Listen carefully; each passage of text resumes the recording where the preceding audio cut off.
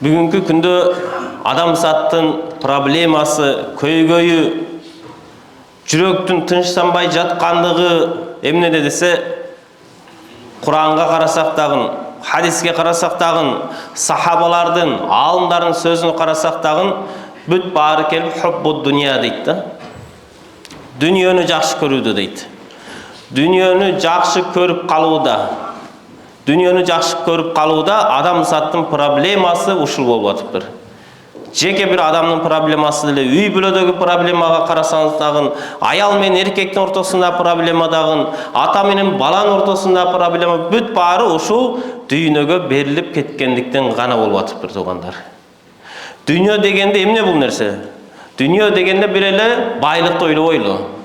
Дүйнө дегенде эмне нерсе сизди ушул акыреттик түбөлүктүү жашоодон капилетте калтырып, түбөлүктүү жашоону унуттуруп, Аллага болгон көңүлдү унуттуруп, Аллага болгон ыхласты унуттуруп, өзүңүздүн гана бул дүйнөдөгү кызыкчылыкты, бул дүйнөдөгү бактылуулукту эңсеп, ошонун артынан чуркап жашап калган инсан болсо, ошонун бүт баарына биз дүйнө деп айтылат экен.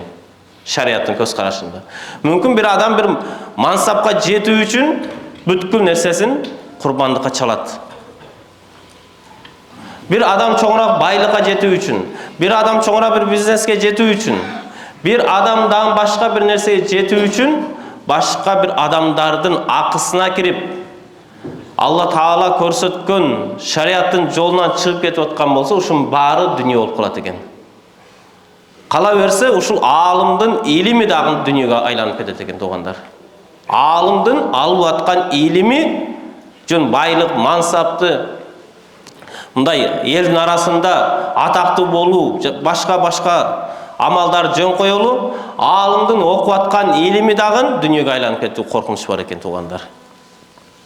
Аалымдын илими дагы, эгерде аалым адам ошол илими менен гана сыймыктанып, ошол илимди гана максат кылып, акыретти унутуп, Алланы унутуп, бир гана илимге гана байланып кала турган болсо, мындай илимди дагы шариатта эмне дейт? Хижабул акбар дейт.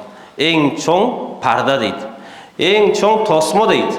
Алланын ыраазылыгына, акыретке жетүүгө ушул аалымдын илими дагы чоң бир тоскоол болуп, дүнүйөгө айланып калуу коркунуч бар экен туугандар. Анан байлыкты, мансапты, атактуу болуу, атым чыксын, башка болсун деген сыпаттарды жөн эле коелу. Алар оңой эле адамды азгырып, акыретин унутуп коюшу мүмкүн экен.